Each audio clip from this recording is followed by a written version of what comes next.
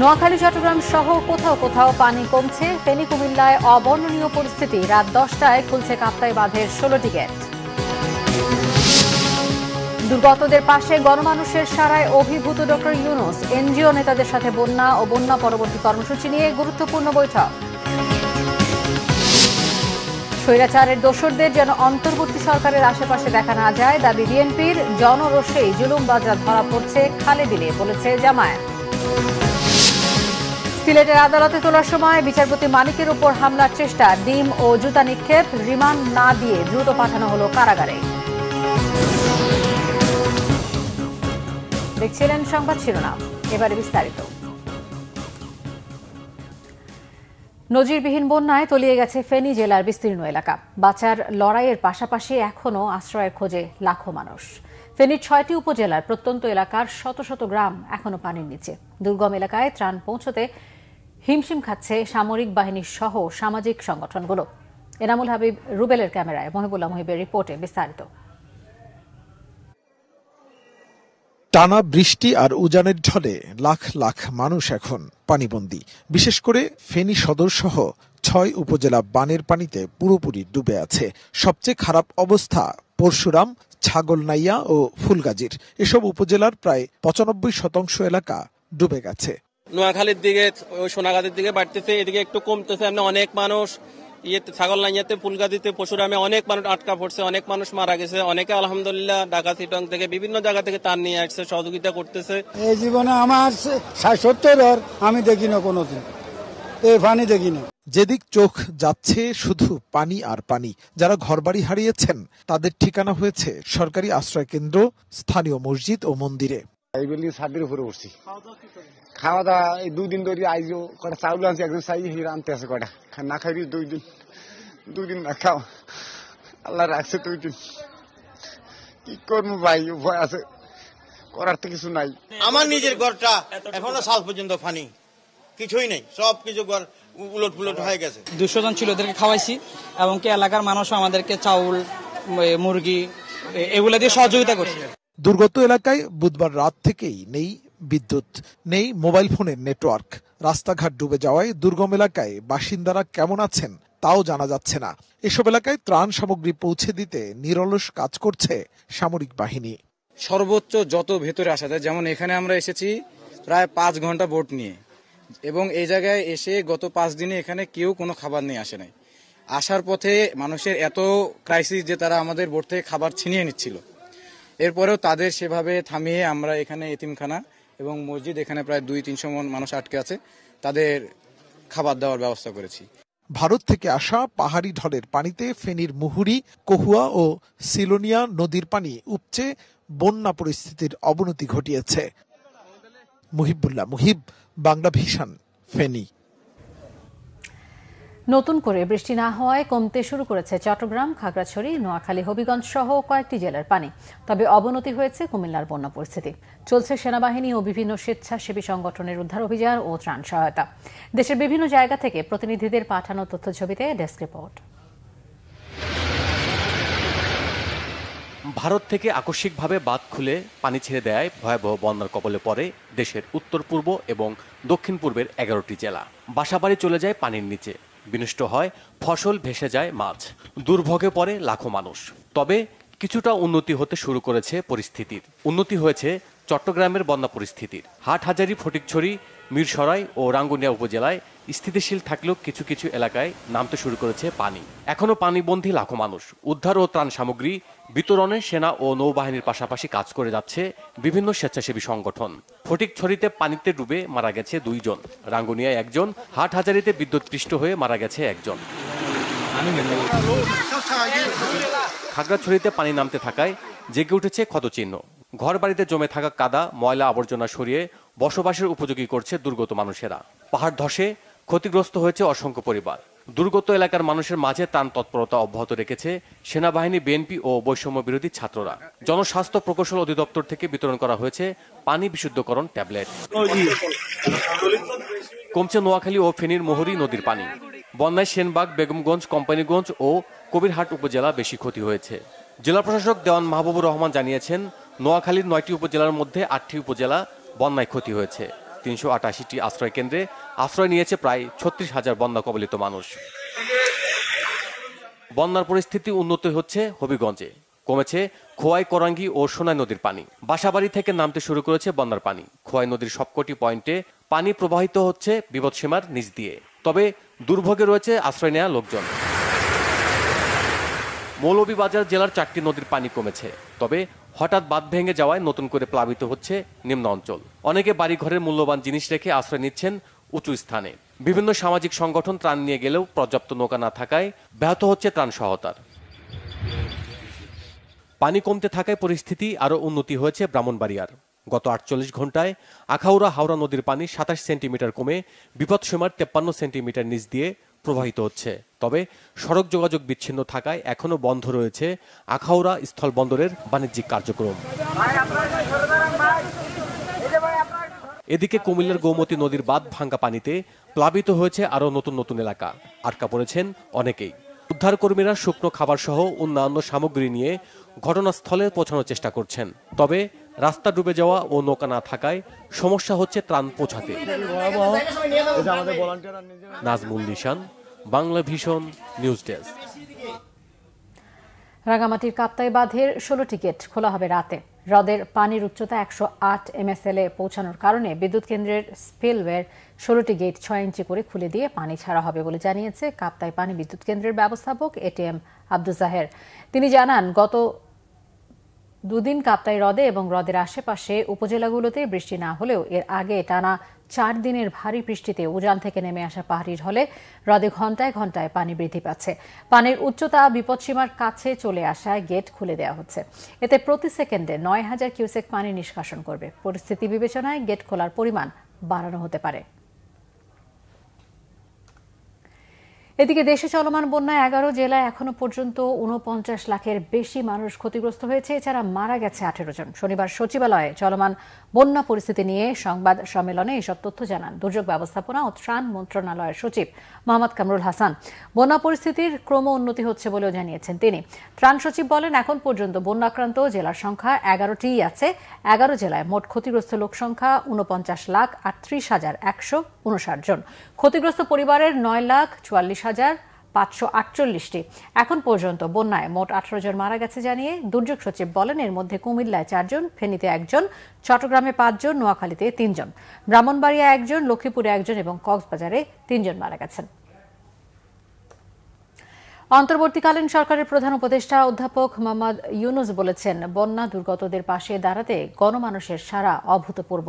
বন্যা দুর্গতদের সহায়তা সহ বন্যা পরবর্তী খাদ্য স্বাস্থ্য ঝুঁকি মোকাবেলায় এনজিও সহ সরকারি বেসরকারি সব উদ্যোগের সমন্বয় করার কথাও বলেছেন প্রধান উপদেষ্টা।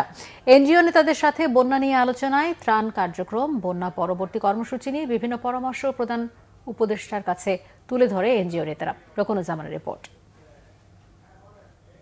শনিবার রাষ্ট্রীয় অতিথি ভবন যমুনায় চলমান বন্যা পরিস্থিতি নিয়ে বেসরকারি উন্নয়ন সংস্থা এনজিওগুলোর সাথে আলোচনা করেন অন্তর্বর্তীকালীন সরকারের প্রধান উপদেষ্টা অধ্যাপক মোহাম্মদ ইউনুস। বড়, মাঝারি ও বন্যা দুর্গত প্রত্যন্ত এলাকায় কাজ করে এমন 44টি এনজিও প্রতিনিধিরা আলোচনায় অংশ নেন। পরে রাষ্ট্রীয় অতিথি ভবন যমুনার সামনে ব্রিফিং করা হয়। সব দুর্গত এলাকায় সমানভাবে ত্রাণ পৌঁছানো, বন্যা পরবর্তী খাদ্য ও স্বাস্থ্য ঝুঁকি মোকাবেলায় সরকারের সাথে একযোগে কাজ করার কথা জানায় এনজিওগুলো। আমরা প্রথমত সরকার এবং বেসরকারি সেক্টর একসাথে কাজ করার যে উদ্যোগ, এটাতে আমরা খুবই স্বাগত জানাই এবং আমার মনে হয় যে এই ধরনের দুর্যোগে আমরা যদি সবাই একসাথে ঝাঁপিয়ে পড়তে পারি এবং তার কিছু কর্মপন্থা আমরা আজকে আলাপ করলাম। এখানে আমরা যেটা বলেছি সেক্টর থেকে বিভিন্ন যে এখানে কোঅর্ডিনেশনের একটা বড় কাজ করতে হবে, পার্টিকুলারলি ন্যাশনাল লেভেলে এবং at the same time at the local district লেভেলে। প্রবাসীদের মাধ্যমেও যদি কিছু ফান্ড রেজ করা যায় এবং প্রবাসীরা খুব দিতে আগ্রহী এবং সেই জায়গাতেও একটা চ্যানেল করার একটা সুযোগ আছে। তবে ডেফিনেটলি ইন্টারন্যাশনাল ফান্ড মোবিলাইজেশন আমাদের করতে হবে। একটা রাফ একটা এস্টিমেট আমাদের একটা এনজিও সাজিদা ফাউন্ডেশন থেকে করা হয়েছিল যে 1,000 কোটি টাকার মতো লাগবে, কিন্তু আমাদের আমরা অলরেডি যে সমস্ত জায়গা থেকে পানি নেমে গেছে সেই জায়গাতে আমরা একটা নিডস অ্যাসেসমেন্ট শুরু করেছি। বন্যার্তদের পাশে দাঁড়াতে সারা দেশের মানুষের এগিয়ে আসাকে অভূতপূর্ব বলে উল্লেখ করেন প্রধান উপদেষ্টা। দুর্যোগ পরবর্তী এনজিওগুলোর কাজের গুরুত্ব তুলে ধরে সরকারি বেসরকারি সব উদ্যোগের সমন্বয় করে বন্যা মোকাবেলায় একযোগে কাজ করার কথাও জানান তিনি। ছাত্র জনতার অভ্যুত্থানের সময় যেই স্পিরিটটা শো করেছিল, ঠিকই একইভাবে একই স্পন্টেনিটি শো করে তারা ঝাঁপিয়ে পড়েছে। আমরা দেখবেন যে গ্রামে গ্রামে কিন্তু টাকা উঠাচ্ছে, ত্রাণ উঠাচ্ছে। আর কালকে আপনারা দেখেছেন টিএসসির সামনে, এটা তো এটা রিমার্কেবল সিন। তো আমরা ওনার কথা হচ্ছে যে এই যে তরুণদের যে উদ্যোগ, সে তরুণদের যে প্রেরণা, তার সাথে জন্য সারা বাংলাদেশের সবাই যেন একত্রিত হয়ে এই বন্যাতে ঝাঁপিয়ে পড়ে।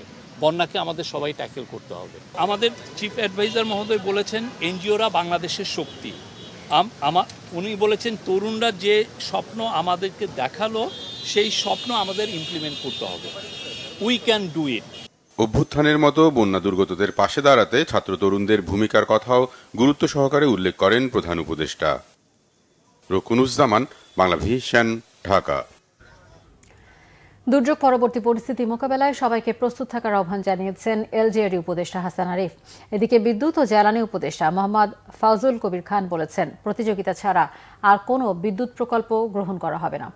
আর 3 পার্বত্য জেলা পরিষদকে দল নিরপেক্ষ ব্যক্তিদের নিয়ে পুনর্গঠন করার কথা জানিয়েছেন পার্বত্য চট্টগ্রাম বিষয়ক উপদেষ্টা সুপ্রদীপ চাকমা।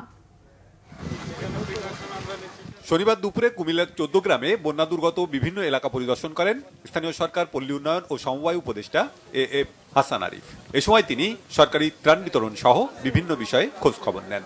পাইলট উচ্চ বিদ্যালয় আশ্রয় কেন্দ্রে বিশুদ্ধ পানির ব্যবস্থা সহ ত্রাণ বিতরণ করেন তিনি।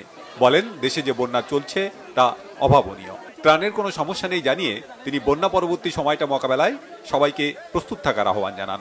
ত্রাণের সামগ্রীর অভাব নেই এবং জনবলের অভাব নেই। তার প্রধান কারণই হচ্ছে যে ছাত্রদের এখানে সহযোগিতা, তারা কাঁধে কাঁধ মিলিয়ে কাজ করছে। তার সঙ্গে জনতাও আছে, জনসাধারণ যারা আছে, ভলেন্টিয়ার্স অ্যাসোসিয়েশন, ছাত্রর বাইরেও যারা আছে, তারা সকলে মিলেই কাজ করছে। সুতরাং এখানে আমাদের একমাত্র বক্তব্য হচ্ছে যে আমরা সকলে মিলে এই কাজগুলো করি যাতে এই দুর্যোগ থেকে আমরা সামনে এগিয়ে যেতে পারি।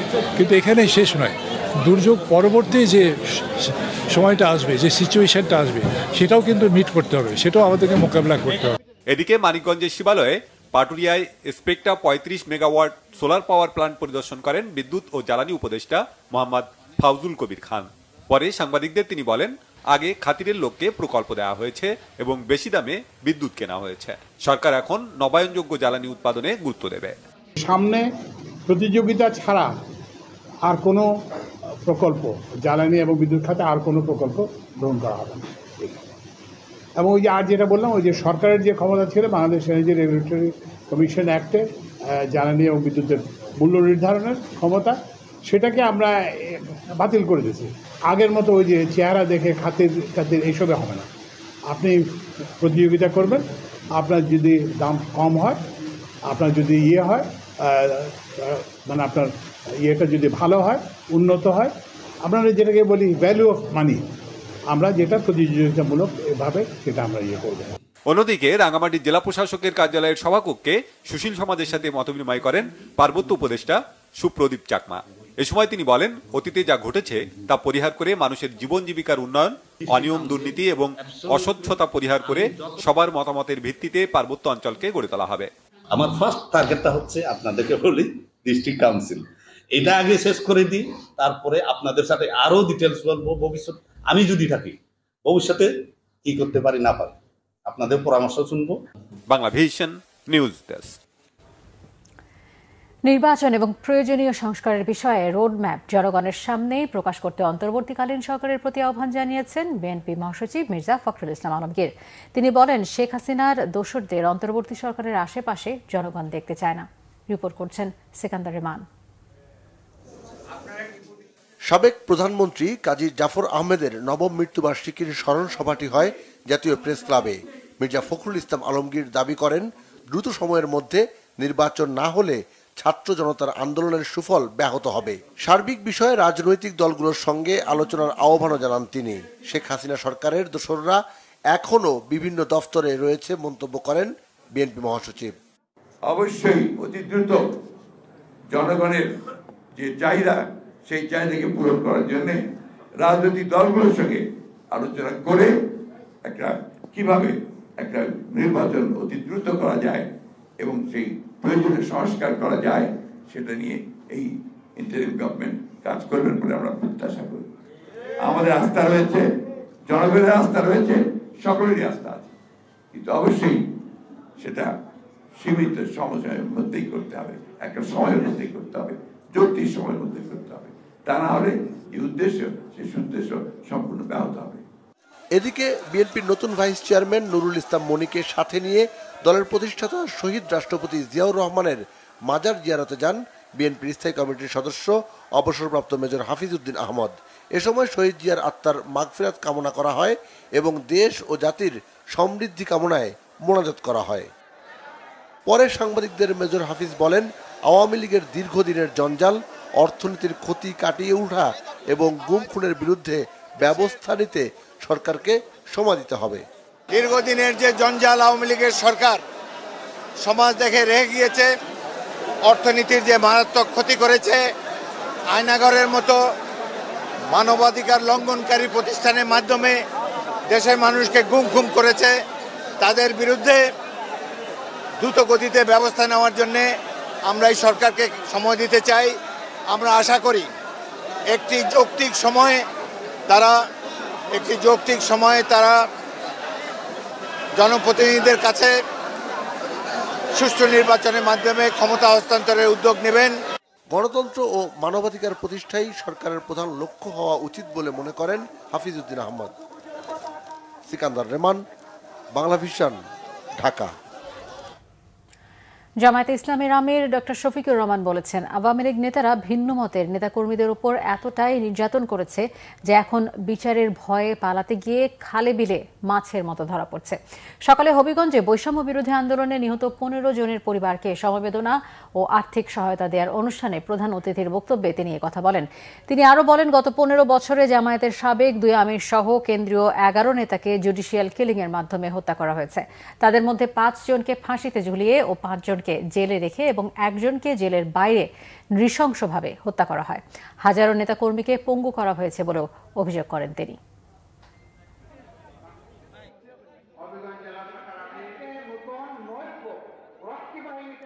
তারা দফায় দফায় আমাদেরকে পাকিস্তানে পাঠাতো।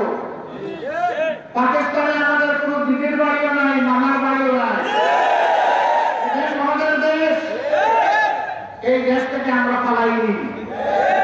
যারা বলছিলেন পালাবেন না, আজকে পালাতে গিয়ে খালে বিলে ধরা পড়ছে। তারা এমন শাসন উপহার দিলেন, উন্নয়নে এমন রাজপথে উঠালেন জাতিকে, যে জাতি এখন খালবিল থেকে যেভাবে মাছ করে সেইভাবে আপনাদেরকে করতেছে।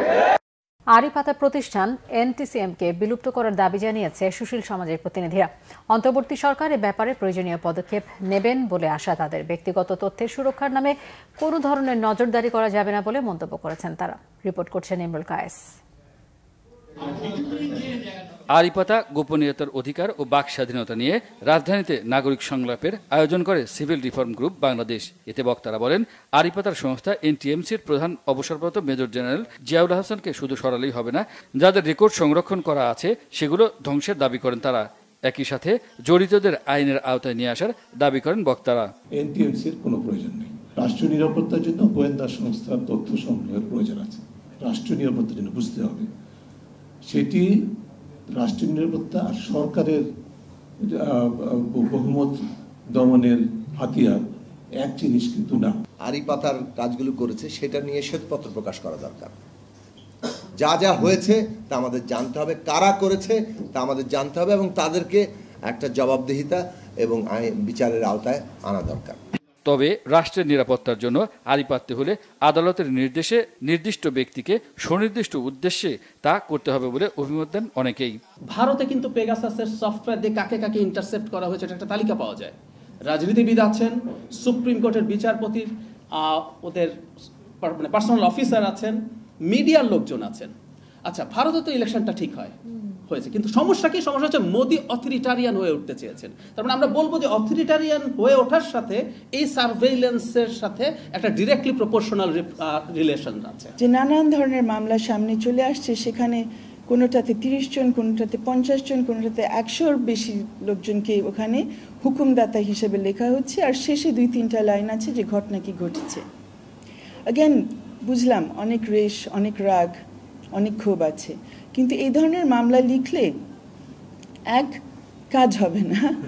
বক্তারা বলেন, অন্তর্বর্তী সরকারকে এমন কাঠামো তৈরি করতে হবে যাতে ভবিষ্যতের সরকার কর্তৃত্ববাদী হতে না পারে। Imrul Kayes, Bangla Vision, Dhaka. Centre for Policy Dialogue সিপিডির সম্মানীয় ফেলো ডক্টর মোস্তাফিজুর রহমান বলেছেন, খারাপ রাজনীতি অর্থনীতিকে খারাপের দিকে নিয়ে যায়। তার জ্বলন্ত প্রমাণ দেশের বর্তমান আর্থিক পরিস্থিতি। গত 15 বছরের লুটপাটের অর্থনীতি দেশে ধনী দরিদ্রের মধ্যে কেবলই বৈষম্য বাড়িয়েছে। রাজধানীতে এফডিসিতে ডিবেট ফর ডেমোক্রেসি আয়োজিত আর্থিক খাতে সুশাসন নিশ্চিতে করণীয় নিয়ে বিতর্ক অনুষ্ঠানে এসব বলেন তিনি। ডক্টর মোস্তাফিজুর রহমান আরও বলেন, রাজনৈতিক সদিচ্ছা না থাকলেও দলীয় বিবেচনায় নিয়োগ দেওয়া হলে যথেষ্ট নিয়মকানুন থাকলেও প্রতিষ্ঠান সঠিকভাবে কাজ করে না। বাংলাদেশ ব্যাংক স্বাধীনভাবে কাজ করেনি বলেই দেশের ব্যাংকিং খাত ভেঙে পড়েছে। খেলাপির কারণে ব্যাংকিং খাত দেশের অর্থনীতিতে সেভাবে কাজে লাগানো যায়নি। একই কারণে ব্যাংক সুদের হার কমানো যায়নি বলেন ডক্টর মোস্তাফিজুর রহমান। সংবাদ শেষ করব শিরোনামগুলো আরও একবার জানিয়ে।